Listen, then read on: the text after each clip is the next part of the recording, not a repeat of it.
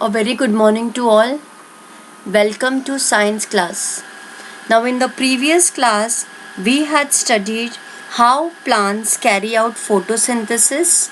Photosynthesis is a process in which plants prepare their own food in presence of sunlight, chlorophyll, carbon dioxide, and water. Now, the food which is prepared needs to be given to all parts of the plant. So, today we are going to study how the food is transported in plants. So, today we will study transport system in plants. Now, what we have to do is take a pumpkin stem having 2-3 leaves. Cut it under water with a sharp blade. Add some water in the conical flask and add 7-8 drops of ink to it. Put the pumpkin stem vertically in that flask. Observe the changes that take place in it. The transport system of plants consists of xylem and phloem. Now, as we are in our house and we have to go to visit someone or go to school, we use a vehicle for transport. Exactly like that, in the plants, there are some tissues present which are responsible for the transport of food from the roots to the other parts of the plant. And the transport system of plants consists of xylem and phloem. You can see the inner red structures are xylem, whereas the outer yellow structures are phloem.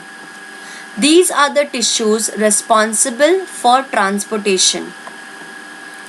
The xylem transport minerals and water from the roots to all the aerial parts above.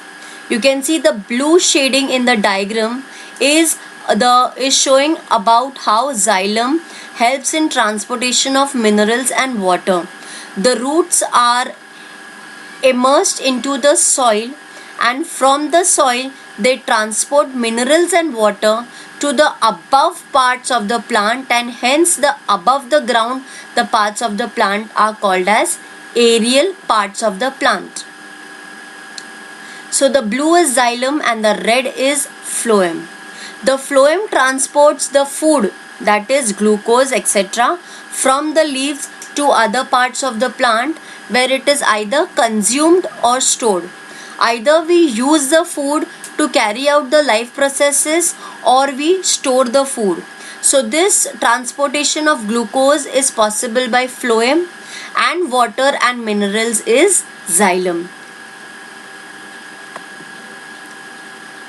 Now, though the plants have a transport system, they do not have a separate digestive or excretory system. Digestive, excretory system, like how humans have a separate system, but for plants it is not possible. Only thing, they have a special system of transportation so that all the parts of the plants receive the food and water as per need. Now, there is a type of plants which produce their food not by photosynthesis but by chemosynthesis. Chemosynthesis is conducting photosynthesis in absence of light. Hence, we call it as chemosynthesis and not photosynthesis. You can see, first thing, what is chemosynthesis? Chemosynthesis is a biological process. Why we are calling it biological? Because it is related to the living organisms. Conversion of nutrients and carbon molecules into organic matter without using sunlight as a source of energy. Since sunlight is not used, it is called as chemosynthesis. Now, which plants produce their food by chemosynthesis? You can see in the diagram mussels and tube worms found in the deep sea, where there is no chance of reaching the sunlight deep under the earth, under the sea. So mussels and tube worms, they carry out, these are plants which carry out their nutrition, their transportation with the help of chemosynthesis. So chemosynthesis is carrying out photosynthesis but in absence of sunlight. Which are the different substances excreted by plants and why? Now all what we eat, like for humans, all what we eat is not required. Some unwanted matter gets collected. Similarly with the plants. Now which are different substances excreted by plants and why? Plants excrete two gaseous waste products, that is oxygen during photosynthesis and carbon dioxide during respiration.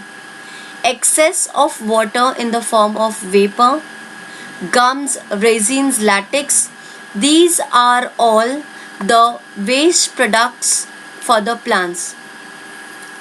Excretion occurs in plants and animals as they both have waste products to be removed from their bodies. Basically, excretion is a process of elimination of unwanted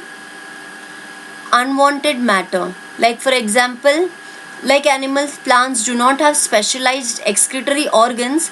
Thus, plants excrete different substances to get rid of the waste. All what we eat, I said no, it is not required by the body. So similarly for plants, all what is absorbed, they do not need it. So there are various sources which, like you can see in the diagram, gums, latex, resins, these are the excretory products of the plants.